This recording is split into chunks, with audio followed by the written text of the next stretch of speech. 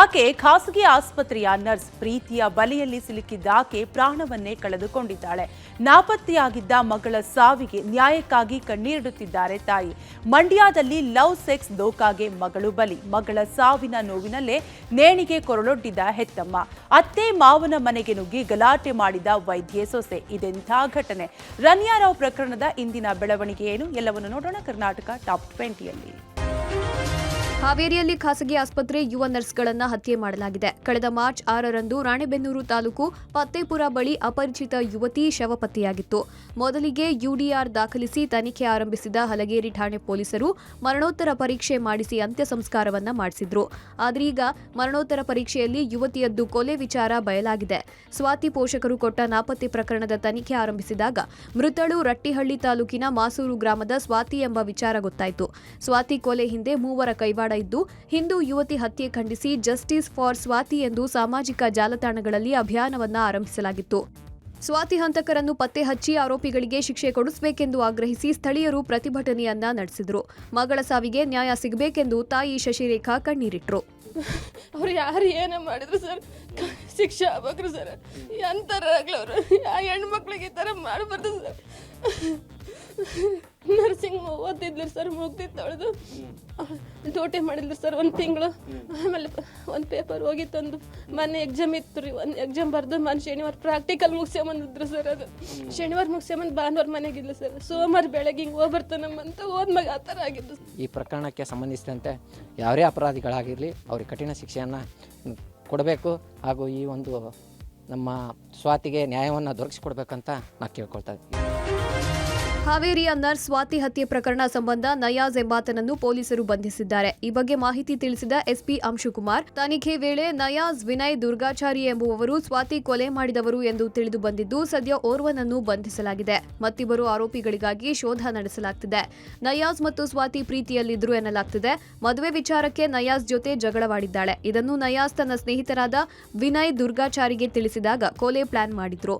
ಅದರಂತೆ ಸ್ವಾತಿಯನ್ನು ಕರೆ ಮಾಡಿ ಕರೆಸಿ ಕುತ್ತಿಗೆಗೆ ಟವಲ್ ಹಾಕಿ ಉರುಳು ಬಿಗಿದು ಉಸಿರುಗಟ್ಟಿಸಿ ಕೊಲೆ ಮಾಡಿ ಬಳಿಕ ಕಾರಿನಲ್ಲಿ ಡಿಕ್ಕಿಯಲ್ಲಿ ಶವ ಸಾಗಿಸಿ ತುಂಗಭದ್ರಾ ನದಿಗೆ ಶವ ಬಿಸಾಡಿ ಎಸ್ಕೇಪ್ ಆಗಿದ್ರು ಎಂದು ಎಸ್ಪಿ ತಿಳಿಸಿದ್ರು. ಡೆಡ್ ಬಾಡಿ ಸ್ವಾತಿ, ರಮೇಶ್ ಬ್ಯಾಡಗಿ, ಒಬ್ಬ ಇದು ನಯಾಜ್, ಒಂದು ವಿನಾಯಕ್, ದುರ್ಗಾಚಾರಿ, ಈ 3 ಜನ ಮರ್ಡರ್ ಮಾಡಿ ಒಂದು ಗಾಡಿಯಿಂದ ಇದು ಡೆಡ್ ಬಾಡಿಗೆ ತಗೊಳ್ಳಿ ತುಂಗಭದ್ರಾ ನದಿಯಲ್ಲಿ ಬಾಡಿ ಡಿಸ್ಪೋಸ್ ಮಾಡಿದರು. ಈಗ ಒಬ್ಬ ಆರೋಪಿ ನಯಾಜ್ ಅರೆಸ್ಟ್ ಆಗಿದ್ದರು. ಇನ್ನಿಬ್ಬರು ಜನ ಅಬ್ಸ್ಕಾಂಡಿಂಗ್ ಇದ್ದಾರೆ. 2 ಟೀಮ್ ಮಾಡಿದೆ. ಅವನಿಗೆ ಬೇಗ ಅರೆಸ್ಟ್ ಮಾಡಿ ಜೈಲಿಗೆ ಕಳಿಸಿದೆ. ಮಂಗಳೂರು ಸಿಸಿಬಿ ಪೊಲೀಸರು ಅಕ್ರಮ ಪಿಸ್ತೂಲ್ ಮಾರಾಟ ಜಾಲವನ್ನು ಭೇದಿಸಿದ್ದು 5ರನ್ನ ಬಂಧಿಸಿ 3 ಪಿಸ್ತೂಲ್ 6 ಜೀವಂತ ಗುಂಡುಗಳನ್ನು ವಶಪಡಿಸಿಕೊಂಡಿದ್ದಾರೆ. ತನಿಖೆಯ ವೇಳೆ ಈ ಪ್ರಕರಣದಲ್ಲಿ ನಿಷೇಧಿತ ಪಿಎಫ್ಐ ಸಂಘಟನೆಯ ನಂಟಿದೆ ಅನ್ನುವ ಸ್ಫೋಟಕ ಮಾಹಿತಿ ಬೆಳಕಿಗೆ ಬಂದಿದೆ. ಕೇರಳ ಮೂಲದ notorious weapon dealer Abdul Latif ಹಾಗೂ ಆತನ ಸಹಚರರಾದ ಖತರ್ನಾಕ್ ಕ್ರಿಮಿನಲ್ಸ್ ಮಂಜೂರ್, ನೌಫಾಲ್, ಮೊಹಮ್ಮದ್ ಸಾಲಿ ಹಾಗೂ ಮೊಹಮ್ಮದ್ ಅಸ್ಗರ್ನನ್ನ ಬಂಧಿಸಲಾಗಿದೆ. ಇನ್ವೆಸ್ಟಿಗೇಷನ್ ವೇಳೆ ಆರೋಪಿಗಳು ಮುಂಬೈನಿಂದ ಅಕ್ರಮ ಪಿಸ್ತೂಲ್ ಸರಬರಾಜು ನಡೆಸುತ್ತಾ ಇರುವುದನ್ನು ಒಪ್ಪಿಕೊಂಡಿದ್ದಾರೆ. ಮಂಗಳೂರಿನಲ್ಲಿಯೂ ಕೂಡ ಸಮಾಜಘಾತುಕ ಶಕ್ತಿಗಳಿಗೆ ಶಸ್ತ್ರಾಸ್ತ್ರ ಪೂರೈಕೆ ಮಾಡಿರುವುದು ಬೆಳಕಿಗೆ ಬಂದಿದೆ. ಇಷ್ಟು ಮಾತ್ರವಲ್ಲ, ಈ ಪ್ರಕರಣದ ಪ್ರಮುಖ ಆರೋಪಿ ಅಬ್ದುಲ್ ಲತೀಫ್ ಅಲಿಯಾಸ್ ತೋಕು ಲತೀಫ್ ಮಂಗಳೂರಿನ ಪಿಎಫ್ಐ ಮುಖಂಡರಿಗೆ ಶಸ್ತ್ರಾಸ್ತ್ರ ಪೂರೈಕೆ ಮಾಡಿರುವುದು ವಿಚಾರಣೆಯ ವೇಳೆ ಬಾಯ್ಬಿಟ್ಟಿದ್ದು, ಪೊಲೀಸರು ಇನ್ವೆಸ್ಟಿಗೇಷನ್ ಅನ್ನು ತೀವ್ರಗೊಳಿಸಿದ್ದಾರೆ. ಮಂಗಳೂರು ಸಿಟಿ ಕ್ರೈಮ್ ಬ್ರಾಂಚ್ ಅವರು ಒಟ್ಟಾರೆ 3 ಕಡೆ ದಾಳಿ ಮಾಡಿ ಒಟ್ಟಾರೆ ಅವರು 5 ಜನಗೆ ಈಗ 3 ಕೇಸಲ್ಲಿ ಅರೆಸ್ಟ್ ಮಾಡಿದ್ದಾರೆ. 3 ಕಂಟ್ರಿ ಮೇಡ್ ಪಿಸ್ಟಲ್ಸ್, ಆಮೇಲೆ 6 ಲೈವ್ ರೌಂಡ್ಸ್ ಸೀಸ್ ಮಾಡಿದ್ದಾರೆ. ಸುಮಾರು ಒಂದು 40 ಲಕ್ಷ ಬೆಲೆದು ವೆಪನ್ಸ್ ಮತ್ತು ಕಾರ್ ಸೀಸ್ ಮಾಡಿದ್ದಾರೆ. One point of information is saying that they are some of them were part of the banned organisation PFI, but it need to be verified. All these 3 cases are interconnected and main mastermind is Abdul Latif. And ಇವರು ಇದಕ್ಕಿಂತ ಮುಂಚೆ 13 arms act ಕೇಸಸಲ್ಲಿ ಶಾಮೀಲಾಗಿದ್ದಾನೆ. Gold smuggling ಪ್ರಕರಣದಲ್ಲಿ ಬಂಧನಕ್ಕೊಳಪಟ್ಟಿರುವ ನಟಿ Ranya Rao ಜೈಲಿನಿಂದಲೇ DRI ವಿರುದ್ಧ ದೂರನ್ನು ಕೊಟ್ಟಿದ್ದಾಳೆ. ನನ್ನ ಮೇಲೆ ಸುಳ್ಳು ಆರೋಪವನ್ನ ಮಾಡಲಾಗಿದೆ. ನಾನು ವಿಮಾನದಲ್ಲಿ ಚಿನ್ನವನ್ನ ತಂದೇ ಇಲ್ಲ. ಯಾರನ್ನೋ ರಕ್ಷಿಸಲು ನನ್ನನ್ನು ಗೋಲ್ಡ್ ಸ್ಮಗ್ಲಿಂಗ್ ಪ್ರಕರಣದಲ್ಲಿ ಸಿಲುಕಿಸಿದ್ದಾರೆ. ನಾನು ಈ ಪ್ರಕರಣದಲ್ಲಿ ನಿರಪರಾಧಿ ಅಂತ ಹೇಳಿದಾಳೆ. ನಾನು ದುಬೈನಲ್ಲಿ ರಿಯಲ್ ಎಸ್ಟೇಟ್ ಬಿಸ್ನೆಸ್ ಅನ್ನು ಮಾಡ್ತಿದ್ದೆ. ವ್ಯವಹಾರಿಕ ಸಂಬಂಧಕ್ಕೆ ನಾನು ದುಬೈಗೆ ಹೋಗಿದ್ದೆ. ಮಾರ್ಚ್ 3ರಂದು ಬೆಳಗ್ಗೆ ಹೋಗಿ ಸಂಜೆ ವಾಪಸ್ ಬಂದಿದ್ದೇನೆ. ಕೆಲಸ ಮುಗಿದ ತಕ್ಷಣವೇ ವಾಪಸ್ ಬಂದಿದ್ದೇನೆ. ಈ ಬಗ್ಗೆ ತನಿಖೆಯನ್ನ ಮಾಡಿ ಅಂತ ಹೇಳಿ ಪರಪ್ಪನ ಅಗ್ರಹಾರದ ಜೈಲಿಗೆ ದೂರನ್ನು ಕೊಟ್ಟಿದ್ದೆ. ಮಾಡಿದ್ದಾಳೆ. ಜೈಲರ್ ರನ್ಯಾ ದೂರನ್ನ ಡಿಆರ್ಐಗೆ ವರ್ಗಾವಣೆ ಮಾಡಿದ್ದಾರೆ. ಸದ್ಯ ಡಿಆರ್ಐ ಅಧಿಕಾರಿಗಳು ದೂರು ಪರಿಶೀಲನೆ ನಡೆಸುತ್ತಿದ್ದಾರೆ. ಇನ್ನು ಪ್ರಕರಣದಲ್ಲಿ ಶಿಷ್ಟಾಚಾರ ಉಲ್ಲಂಘನೆಯ ವಿಚಾರದ ಇನ್ವೆಸ್ಟಿಗೇಷನ್ ಅನ್ನ ಡಿಐಜಿ ವಂಶಿ ಕೃಷ್ಣ ಆರಂಭಿಸಿದ್ದಾರೆ. ಏರ್ಪೋರ್ಟ್ಗೆ ರನ್ಯಾ ಬಂದ ದಿನದ ಸಿಸಿಟಿವಿಯನ್ನು ವಶಕ್ಕೆ ಪಡೆಯಲಾಗಿದೆ. ಸರ್ಕಾರಿ ವಾಹನದ ದುರ್ಬಳಕೆ ಮಾಡಿಕೊಂಡ ಬಗ್ಗೆ ಅನುಮಾನಗಳಿದ್ದು ಪ್ರೋಟೋಕಾಲ್ ಸಿಬ್ಬಂದಿ ಬಸವರಾಜು, ಗುಪ್ತಚರ ಇಲಾಖೆ ಸಿಬ್ಬಂದಿ ಧನುಷ್ ವಿಚಾರಣೆ ನಡೆಸಲಾಗುತ್ತಿದೆ. ಇತ್ತ ಪ್ರಕರಣದಲ್ಲಿ ಇಡಿ ಎಂಟ್ರಿ ಆಗಿದ್ದು ಹವಾಲಾ ಹಣ, ಚಿನ್ನದ ಮೂಲ, 12 ಕೋಟಿ ಹಣದ ಮೂಲ, ಪ್ರಕರಣದ ಹಿಂದಿನ ಸೂತ್ರಧಾರರನ್ನ ಬಯಲಿಗೆಳೆಯಲು ಸಜ್ಜಾಗಿದೆ. ಇಡಿ ದಾಳಿ ನಡೆಸ್ತಾ ಇದ್ದಂತೆ ಪ್ರಕರಣದ ಆರೋಪಿಗಳು ಆತಂಕಕ್ಕೊಳಗಾಗಿದ್ದಾರೆ. ಗೋಲ್ಡ್ ಸ್ಮಗ್ಲಿಂಗ್ ಕೇಸ್ನಲ್ಲಿ ನಟಿ ರನ್ಯಾ ರಾವ್ಗೆ ಜಾಮೀನು ನಿರಾಕರಿಸಲಾಗಿದೆ. ವಿಶೇಷ ಆರ್ಥಿಕ ಅಪರಾಧಗಳ ನ್ಯಾಯಾಲಯದಲ್ಲಿ ಜಾಮೀನು ಅರ್ಜಿ ವಿಚಾರಣೆ ನಡೆಸಲಾಯಿತು. ಡಿಆರ್ಐ ಪರ ವಕೀಲರು ಪ್ರಾಥಮಿಕ ತನಿಖೆ ವೇಳೆ ಆರೋಪಿ ಗೋಲ್ಡ್ ಸ್ಮಗ್ಲಿಂಗ್ ಮಾಡಿರೋದು ಕಂಡುಬಂದಿದೆ. ಪ್ರಕರಣದಲ್ಲಿ ಒಂದು ದೊಡ್ಡ ಸಿಂಡಿಕೇಟ್ ಕೆಲಸ ಮಾಡುತ್ತಿರುವ ಬಗ್ಗೆ ತನಿಖೆ ವೇಳೆ ಗೊತ್ತಾಗಿದೆ. ಜಾಮೀನು ನೀಡಿದರೆ ತನಿಖೆಗೆ ಹಿನ್ನಡೆಯಾಗಲಿದೆ ಎಂದು ಜಾಮೀನಿಗೆ ಆಕ್ಷೇಪ ವ್ಯಕ್ತಪಡಿಸಿದ್ರು. ಇನ್ನು ಗೋಲ್ಡ್ ಸ್ಮಗ್ಲಿಂಗ್ ಪ್ರಕರಣದ 2ನೇ ಆರೋಪಿ ರನ್ಯಾ ಗೆಳೆಯ ತರುಣ್ ರಾಜ್ಗೆ ನ್ಯಾಯಾಂಗ ಬಂಧನಕ್ಕೆ ಒಪ್ಪಿಸಲಾಗಿದೆ. ಇಂದು ಬೆಳಗ್ಗೆ ಡಿಆರ್ಐ ಅಧಿಕಾರಿಗಳು ನ್ಯಾಯಾಧೀಶರ ಮುಂದೆ ಹಾಜರುಪಡಿಸಿದ್ರು. ಬಳಿಕ ನ್ಯಾಯಾಧೀಶರು ನ್ಯಾಯಾಂಗ ಬಂಧನಕ್ಕೆ ನೀಡಿ ಆದೇಶಿಸಿದ್ರು. ಬಸ್ ಮೆಟ್ರೋ ಆಯಿತು, ಆಟೋ ದರ ಏರಿಕೆ ಸರತಿಯಲ್ಲಿ ನಿಂತಿರುವಾಗಲೇ ಬೆಂಗಳೂರು ಮಂದಿಗೆ ಮತ್ತೊಂದು ಹೈಕ್ ಶಾಕ್ ತಗುಲೋದು ದೂರವೇನಿಲ್ಲ. ಬೆಂಗಳೂರಿನಲ್ಲಿ ಲೀಟರ್ ನೀರಿಗೆ 1 ಪೈಸೆ ಏರಿಕೆಗೆ ತೀರ್ಮಾನ ಮಾಡಿರುವ ಬಗ್ಗೆ ಪರಿಷತ್ನಲ್ಲಿ ಡಿಸಿಎಂ ಡಿಕೆಶಿ ಹೇಳಿದ್ದಾರೆ. ಶೂನ್ಯ ವೇಳೆಯಲ್ಲಿ ಮಾತಾಡಿದ ಡಿಕೆಶಿ 2014ರಿಂದ ಇಲ್ಲಿವರೆಗೂ ನೀರಿನ ದರ ಏರಿಕೆ ಮಾಡಿಲ್ಲ. ಹೀಗಾಗಿ 1 ಪೈಸೆಯಾದರೂ ಜಾಸ್ತಿ ಮಾಡಬೇಕು ಎಂದು ನಿರ್ಧರಿಸಾಗಿದೆ. 6ರಿಂದ 7 ಪೈಸೆ ಏರಿಕೆ ಮಾಡಬೇಕು ಎಂದು ಜಲಮಂಡಳಿ ಮನವಿ ಮಾಡಿದ್ರು. ಆದರೆ ನಾನು 1 ಪೈಸೆ ಏರಿಕೆ ಮಾಡಲು ಒಪ್ಪಿಗೆ ಕೊಟ್ಟಿದ್ದೇನೆ ಎಂದರು. ಇನ್ನು ಅಧಿವೇಶನ ಮುಗಿದ ಬಳಿಕ ಹಾಲಿನ ದರ ಏರಿಕೆ ಮಾಡಲು ಕೆಎಂಎಫ್ ತುದಿಗಾಲಲ್ಲಿ ನಿಂತಿದೆ. ಜೊತೆಗೆ ಏಪ್ರಿಲ್ 1ರಿಂದ ವಿದ್ಯುತ್ ದರ ಏರಿಕೆಯಾದರೂ ಅಚ್ಚರಿಯೇನಿಲ್ಲ. ಅಧಿವೇಶನ ಮುಗಿಯುತ್ತಿದ್ದಂತೆ ಕೆಇಆರ್ಸಿಯಿಂದ ವಿದ್ಯುತ್ ದರ ಏರಿಕೆಯ ಬಗ್ಗೆ ಘೋಷಣೆ ಆಗಬಹುದಾಗಿದ್ದು 3 ವರ್ಷಕ್ಕೆ ಅನ್ವಯವಾಗುವಂತೆ ದರ ಹೆಚ್ಚಳ ಆಗುವ ಸಾಧ್ಯತೆ ಇದೆ. ಇನ್ನೊಂದು ದೊಡ್ಡ ಪ್ರಾಬ್ಲಮ್ ಆಗಿದೆ.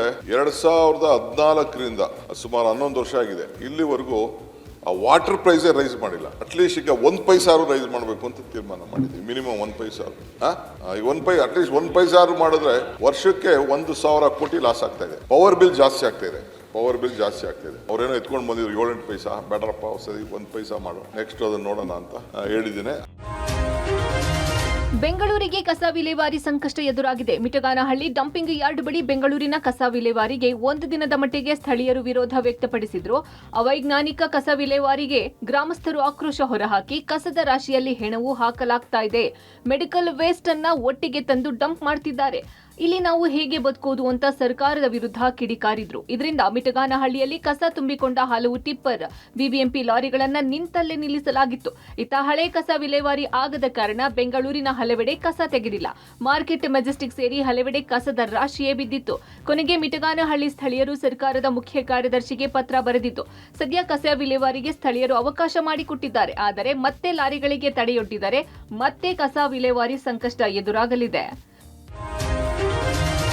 ಬೆಂಗಳೂರಿನಲ್ಲಿ ಗಲ್ಲಿಯಲ್ಲಿ ಎಟಿಎಂಗಳು ಸಿಗುತ್ತಿತ್ತು. ಆದ್ರೀಗ ಬೆಂಗಳೂರಿನಲ್ಲಿ ಕ್ಯಾಶ್ ಸಂಕಷ್ಟ ಎದುರಾಗಿದೆ. ಆನ್ಲೈನ್ ಪೇಮೆಂಟ್, ಯುಪಿಐ ಎಂಬ ಡಿಜಿಟಲ್ ಯುಗದಲ್ಲೂ ಅರ್ಜೆಂಟ್ಗೆ ಕ್ಯಾಶ್ ಬೇಕು ಅಂದ್ರೆ ಎಟಿಎಂ ಅನ್ನ ಹುಡುಕಿಕೊಂಡು ಹೋಗ್ತಾರೆ. ಆದರೆ ನಗರದಲ್ಲಿ ಈಗ ಬಹುತೇಕ ಎಟಿಎಂಗಳು ಬಾಗಿಲು ಹಾಕಿಕೊಂಡಿವೆ. ಚಾಲ್ತಿಯಲ್ಲಿರುವ ಎಟಿಎಂಗಳಲ್ಲಿ ನೋ ಕ್ಯಾಶ್ ಬೋರ್ಡ್ ರಾರಾಜಿಸ್ತಾ ಇದೆ. ಕ್ಯಾಶ್ ರೂಪದಲ್ಲಿ ವ್ಯವಹಾರ ಈಗ ಅಪರೂಪವಾಗಿದ್ದು ಈ ಕಾರಣದಿಂದ ಎಟಿಎಂಗಳು ಕೂಡ ಕಡಿಮೆಯಾಗಿವೆ. ಈ ಬಗ್ಗೆ ನಿಮ್ಮ ಪಬ್ಲಿಕ್ ಟಿವಿ ರಿಯಾಲಿಟಿ ಚೆಕ್ ನಡೆಸಿದ್ದು ಬಹುತೇಕ ಎಟಿಎಂಗಳಿಗೆ ನೋ ಕ್ಯಾಶ್ ಬೋರ್ಡ್ ನೇತು ಹಾಕಲಾಗಿದೆ.